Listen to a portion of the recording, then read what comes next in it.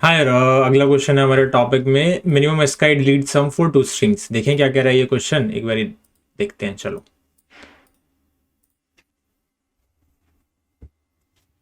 देखो, हमको बोला गया है कि we are given two strings S1 and string S2। हमको क्या करना है, लोएस्ट स्काई सम बताना है डिलीटेड कैरेक्टर्स का, such that we will make two strings equal. ठीक है, मतलब दो अलग अलग स्ट्रिंग्स हैं, हमको इन दोनों स्ट्रिंग्स को इक्वल करना है बाय डिलीटिंग कैरेक्टर्स। और कैरेक्टर्स हमको ऐसे डिलीट कराने हैं सच दैट इसका जो स्काई सम है ना वो मिनिमम हो जाए, डिलीटेड कैरेक्टर्स का स्काई सम मिनिमम हो जाए। फॉर एग्जाम्पल एक बारी को ये वाला देखते हैं। देखो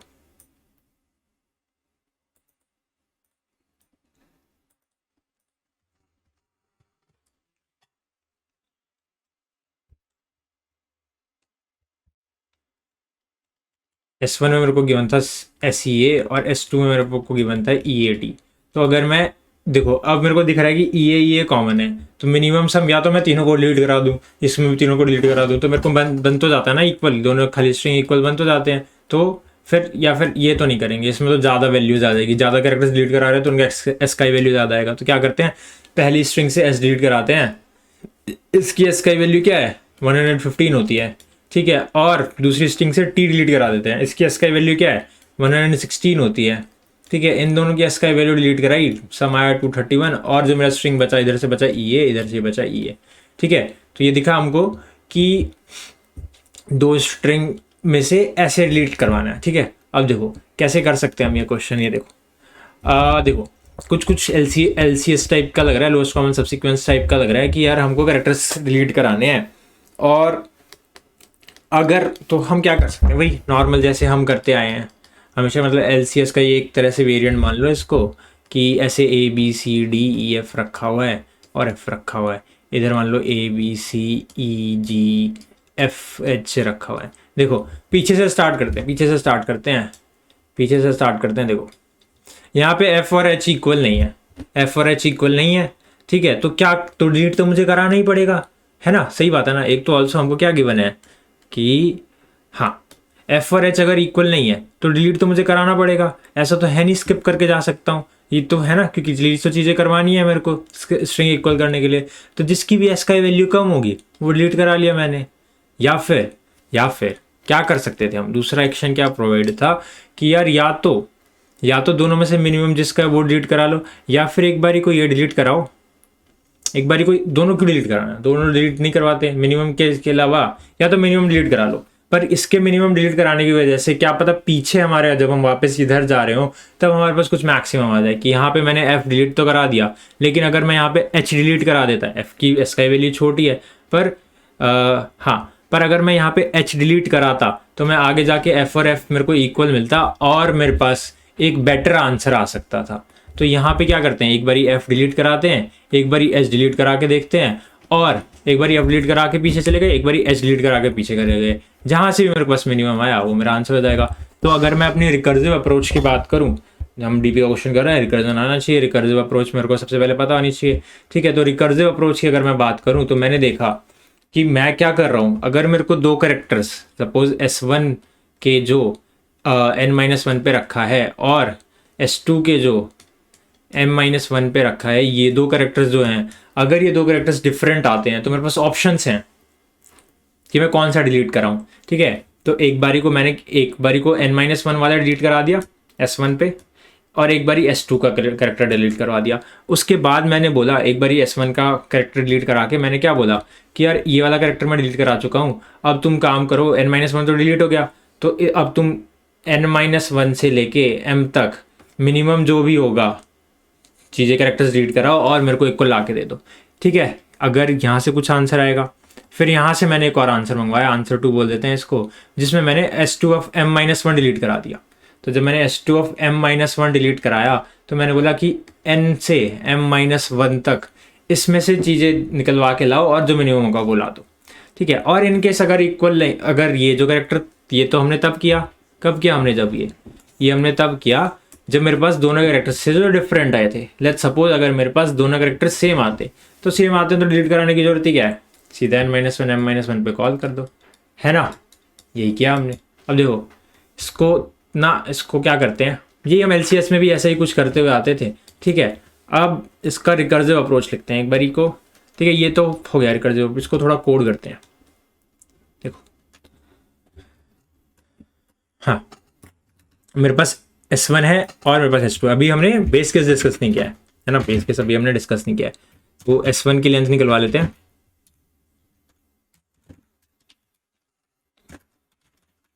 S2 की लेंथ निकलवा लेते हैं, ठीक है। अब क्या करें, अब रिकर्सिव अप्रोच, रिकर्जन के लिए मैंने S1 भेजा, S2 भेजा, N भेजा और M भेजा, ठीक है।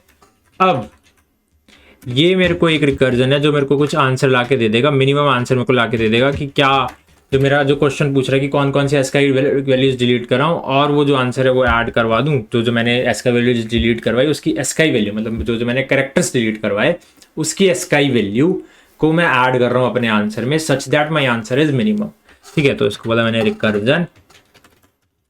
मेरे को क्या क्या मिला है यहाँ पे, मेरे को मिली है एक स्ट्रिंग S1, मेरे को मिली है एक स्ट्रिंग S2, मेरे को मिला है N, मेरे को मिला है M, ठीक है। अब देखो मान के चलते हैं मेरे को जो कैरेक्टर मिले वो इक्वल मिले। दो ही केसेस बनेंगे, अगर या तो मेरे को N-1 पे जो कैरेक्टर मिले वो इक्वल मिल जाए, है ना। N-1 इसे चेक करेंगे और लास्ट में जाके जा रहे हैं, है ना। N-1 पे जो कैरेक्टर रखा हुआ है और M-1 पे जो कैरेक्टर रखा हुआ है, सपोज करो दोनों इक्वल मिले। अगर दोनों इक्वल मिलते हैं तो मुझे क्या ही करना है, दोनों इक्वल है, मुझे कुछ डिलीट कराने की जरूरत है ही नहीं। तो सेम कॉल, एक एक कैरेक्टर्स मैंने माइनस करवा दिए, N-1 M-1, ठीक है। एल्स ये अब मेरे को दोनों कैरेक्टर्स इक्वल नहीं मिले हैं तो मेरे पास दो ऑप्शन है, एक बारी मैं S1 में से कोई कैरेक्टर डिलीट करवा सकता हूँ, एक बारी मैं S2 से कोई कैरेक्टर डिलीट करवा सकता हूँ। तो सपोज करो मैंने एक बारी S1 से डिलीट कराया, तो जब अगर मैंने S1 से डिलीट कराया तो मेरे आंसर में क्या आएगा, S1 डॉट कैरेट आई, ठीक है। ये मेरे को एसकाई वैल्यू दे देगा, ठीक है। या फिर इसको करना चाहो तो ये कर सकते हो, ठीक है, कोई फर्क नहीं पड़ेगा। वैसे भी हमने लेफ्ट साइड में जब इंट रखा हुआ है तो टाइप कन्वर्ट कर ही देगा, टाइप कन्वर्जन हो जाएगी, इसकी कोई टेंशन वाली बात नहीं है।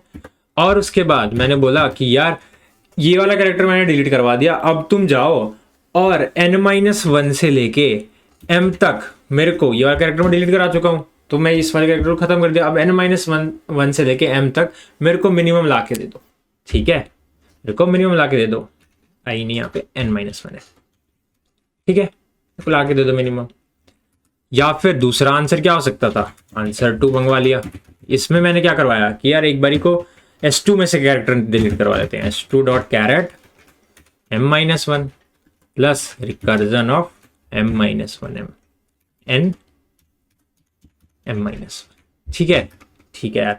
अब जो भी मेरे से यहाँ से मिनिमम आएगा वो मेरा आंसर हो जाएगा, रिटर्न डॉट मेन आंसर और आंसर 2, ठीक है, ठीक है। ये तो हमने कर लिया जो नॉर्मल था, जो हमारी जो कॉल्स लगनी थी वो कैसे लगनी थी। अब इधर बेस केस तो हमने सोचा ही नहीं। अब देखो बेस केस कैसे होगा, बेस केस जो है वो मेरा वो कैसे होगा, हम पीछे से चल रहे हैं, हम NM से चल रहे हैं। या तो एक बारी को मैं तीन, कौन कौन सी चीज़ हो सकती हैं, क्या पता मैं सीधा N-1 M-1 पे चला गया हूँ, है ना। या फिर मैं कहाँ जा सकता हूँ, क्या पता मैं गया हूँ N-M-1 पे एक बारी को, और एक बारी को गया हूँ N-1 M पे। तो ऐसे चलते चलते एक बारी को मान के चलो हम गए होंगे N-1 M पे, तो यहाँ से N-1 M-1 है ना, यही होगा ना। या मान लो दोबारा से M-2 हो गया, मान लो दोबारा से M-3 हो गया, and so on and on. तो क्या पता M मेरा 0 हो जाएगा। तो अगर मेरा M 0 हो जाता है तो इसका क्या मतलब है कि अगर मेरा M 0 हो जाता है तो मैं M के सारे कैरेक्टर्स डिलीट करा के आया हूँ, है ना। तो मैं क्या बाकी के कैरेक्टर्स बच गए डिलीट कराने के लिए, मेरे पास क्या क्या कैरेक्टर्स बच गए, N के सारे कैरेक्टर्स बच गए। तो N वाली स्ट्रिंग को मैं ले जाके बाकी कैरेक्टर्स का सम निकलवा लूँ, है ना।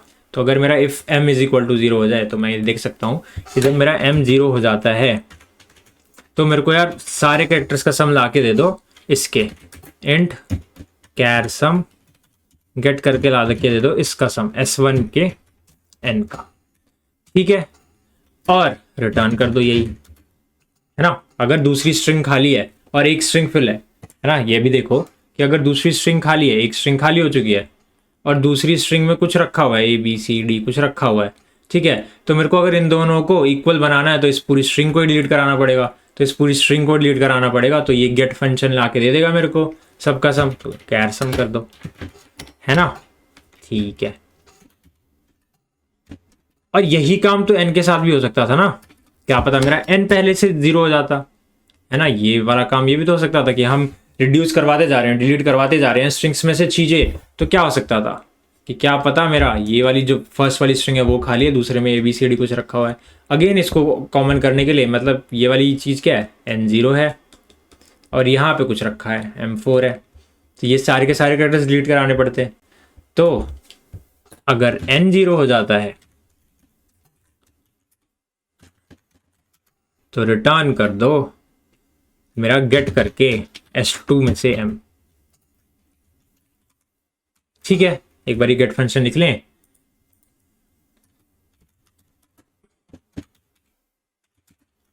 मेरा गेट फंक्शन क्या करता है, मेरा गेट फंक्शन करता है एक लेता है स्ट्रिंग सपोज s और लेता है ये इंडेक्स की, इधर इस इंडेक्स तक जाके सारे कैरेक्टर्स डिलीट करवा दो। एक सम रखते हैं हम, अब for int i is equal to 0, i is less than idx i plus plus, और सम में ऐड करा दो s डॉट कैरेट i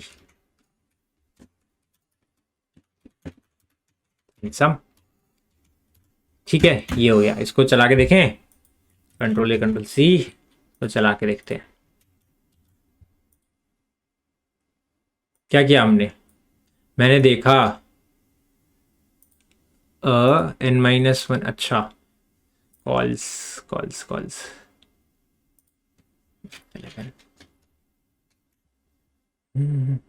अरे हमने कॉल्स में गड़बड़ कर दी। देखो यहाँ पे n-1, इधर n-1 पास किया है, s1 s2 पास नहीं किया, इधर भी हमने s1 s2 पास नहीं किया,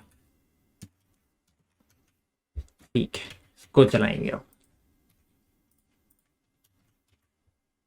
हाँ, हमने किया क्या है, हमने पीछे से कॉल लगाना स्टार्ट की, रिटर्न कर दो, यहाँ से रिटर्न भी नहीं लिखा, ठीक है। हमने पीछे से कॉल्स लगाना स्टार्ट करी हैं और मैंने देखा कि अगर मेरे को जो दो करेक्टर हैं अगर वो मेरे को सेम मिल जाते हैं, अगर दो करेक्टर मेरे को सेम मिल जाते हैं तो क्या करना चाहिए, तो फिर मेरे को कुछ डिलीट कराने की जरूरत नहीं है। n-1 m-1 पे जाओ और यहाँ से लेके यहाँ तक कि जो भी मिनिमम है, मेरा मिनिमम आंसर मेरे को यहाँ से ला के दे दो, मैं मान रहा हूँ मेरा रिकर्सिव फंक्शन मेरे को ला के दे देगा, तो जो आएगा वही है, उसमें कुछ ऐड कराने की जरूरत है नहीं मुझे, ठीक है, उसमें कुछ भी ऐड कराने की जरूरत है नहीं। और अगर मेरे जो कैरेक्टर्स हैं वो इक्वल नहीं मिलते तो यार एक बारी n-1 डिलीट करा के देखो कि क्या सही आ रहा है, एक बारी m-1 डिलीट करा के देखो, ठीक है। तो ऐसे करते हुए जहाँ से मिनिमम आए वो मेरा आंसर हो जाएगा, ठीक है। तो ये देखो ये चल भी रहा है, पर क्या ये सबमिट हो पाएगा, सबमिट नहीं हो पाएगा। ये क्यों नहीं हो पाएगा ये सबमिट, क्योंकि जो हमारा जो ये है जो लेंथ गिवन है वो 1000 है और हम हर जगह कितनी कॉल्स लगा रहे हैं, यहाँ से 2 कॉल्स तो लगी रही हैं, तो ये तो हमको टीएलई दे देगा, दे दिया इसने टीएलई, ठीक है। इसको कैसे सुधार सकते थे हम, इसको ऑब्वियसली रिकर्सिव को सुधारने के लिए हम मेमोराइजेशन यूज़ करते हैं। अब मेमोराइजेशन के लिए हम क्या देखते हैं, कौन कौन सी चीज़ें जो हैं इसमें चेंज हो रही है, एन चेंज हो रहा है और एम चेंज हो रहा है, तो बना लेते हैं अपना डीपी एरे, एक डीपी एरे बना लिया, दो चीज़ें चेंज हो रही है तो 2D डीपी बनेगी, है ना, तो 2D डीपी बनेगी और बना लेते हैं 2D डीपी कितने साइज की, n क्रॉस m साइज की, और इसमें पास कर दिया हमने dp n+1 यार, n पे भी जा रहे हैं हम, n इंडेक्स पे भी जा रहे हैं, है ना, ठीक है। और रिटर्न करने से पहले हर जगह यहाँ पे मंगवा लेते हैं dp, यहाँ पे हमने मंगवा लिया dp, और रिटर्न करने से पहले हर जगह store dp of nm, dp of nm। अगर यहाँ पे 0 नहीं स्टोर है, यहाँ पे 0 नहीं स्टोर है तो रिटर्न करा दो वही नॉर्मल मेमोराइजेशन कॉल कि अगर हम यहाँ पे इस स्टेट पे पहले आ रखे हैं तो इस स्टेट को दोबारा कैलकुलेट कराने की जरूरत नहीं है, रिटर्न करने से पहले स्टोर करा लो कि इस स्टेट का आंसर ये है। रिटर्न करने से पहले स्टोर। ठीक है, अब इसको चला के देखें ये चलता है नहीं चलता। तो क्या हमने रन, और फिर से वही हरकत कि हमने डीपी को लगाया नहीं फंक्शन में।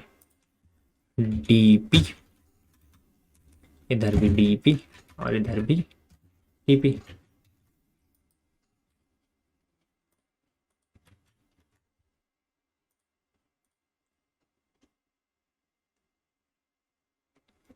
ये हो गया, टेस्ट केसेस तो चल रहे हैं। अब सबमिट करके देखें, एक्सेप्ट भी हो गया। ठीक है, अब जब हमने रिकर्सिव लिख दिया, मेमोराइजेशन लिख दिया, तो टेबुलेशन लिखना क्या बड़ी बात है। टेबुलेशन भी लिख ही लेते हैं, एक बारी को लिख लेते हैं टेबुलेशन। मैं बोला स्ट्रिंग S1 आएगी, स्ट्रिंग S2 आएगी। ठीक है, और बस इंट n भी आएगा, इंट m भी आएगा, और डीपी भी मैंने बना ही लिया तो मंगवा ही लेते हैं यहाँ पे। इस डीपी को यूज़ कर लेंगे यहाँ पे। ठीक है, अब ये वाला जो फंक्शन है ये कैसे लिखेंगे हम, देखो वही क्या है। अब मेरे को यहाँ पे देखो, यहाँ पे हमको डीप मेमोराइजेशन से टेबुलेशन में कन्वर्ट करने के लिए कोड सिर्फ 2-3 चीज़ें ही देखनी होती हैं कि एक तो मेरा जो आंसर है वो सबसे पहले मेरे को कहाँ पे मिल रहा होगा। अब देखो, जब अगर मैं एक तो बेस केसेस देखने होते हैं कि बेस केसेस मेरे कहाँ से शुरू हो रहे हैं। मेरा बेस केस M0 पे है और N0 पे है, तो मेरी जो डीपी जो फिल होनी शुरू होगी, जो मेरी फोर लूप जो शुरू होगा वो M0 और N0 से होगा।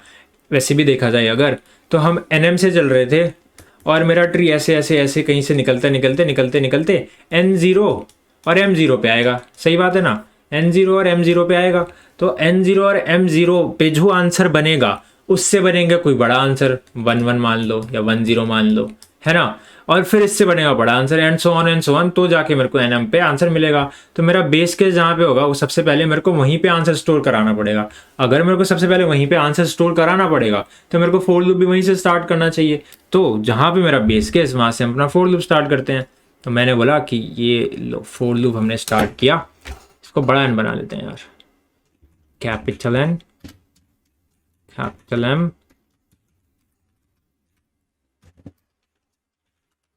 इंट N0 से लेके कहाँ तक, बिग N तक, और N प्लस प्लस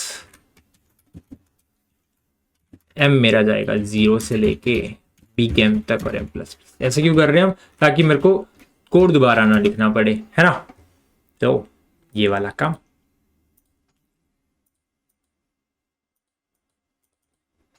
हाँ ये वाला कोड उठाया, ये वाला कोड हमने यहाँ लिख दिया। तो थोड़ा सा सुंदर कर लें तो स्पेस दे देते हैं। ठीक है, ठीक है। अब वही नॉर्मल देखो, ये वाली चीज तो हमको हटानी है, ये तो मेमोराइजेशन की कॉल थी, इसका क्या करना है, इसको हटाओ। ठीक है, जहां जहां रिटर्न लिखा होता है वहां वहां हम कंटिन्यू कर देते हैं। तो यहाँ पे एक काम करते हैं, आंसर इसी बना लेते हैं ऊपर, int answer is equal to 0। यहाँ पे हमने बोला आंसर बना दो, या फिर कोई बात नहीं, हम रिटर्न करने से पहले स्टोर तो करा ही देते हैं, स्टोर करा लो।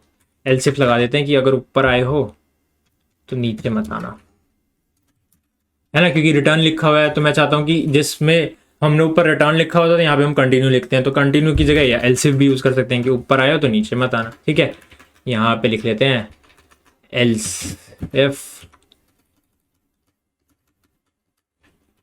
ठीक है, रिटर्न हटा देते हैं, एल्स हो गया। बस इतना सही काम है। मेरे को आंसर कहाँ पे मिलेगा, मेरे को अपना आंसर मिलेगा बिगर एन और बिगर एम पे। यहीं पे मिला था ना, यहीं से हम लास्ट में गए थे, यहीं से स्टार्ट हुई थी चीजें, है ना। ट्री भी हमारा, ट्री का जो रूट बनता है नीचे वाला है, ये यहीं से शुरू हुआ था NM से, है ना। अब ऑल्सो जहाँ पे हम रिकर्जन कॉल कर रहे होते हैं उसकी जगह क्या करना है, उसकी जगह कुछ भी नहीं करना है हमको, बस ये देख लेना है।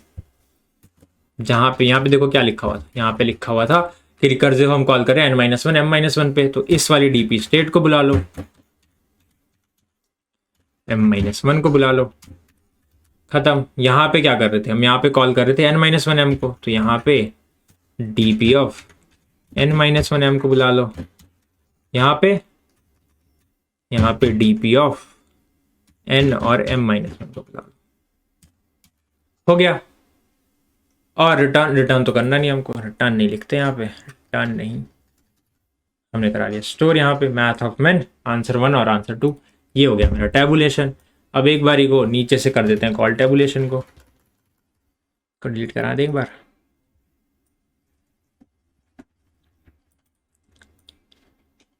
यहाँ पे रिकर्जन की जगह कॉल किया हमने टैबुलेशन को। चलाएं, चलाते हैं। को हमने चलाया और इसने बोला, इसने हमको कुछ बोला, यहाँ पे कुछ गड़बड़ दिखाई, n-1 m-1 ठीक है, और कुछ क्या एरर आया है हमारे पास कि आंसर इज ऑलरेडी डिफाइंड। अच्छा, answer is already defined, answer दोबारा नहीं बनाना चाहिए हमको। आंसर इज, इस आंसर की जरूरत थी नहीं, हमको यूज किया नहीं हमने, हटाओ। यहाँ पे बना ही लेते हैं आंसर, ठीक है।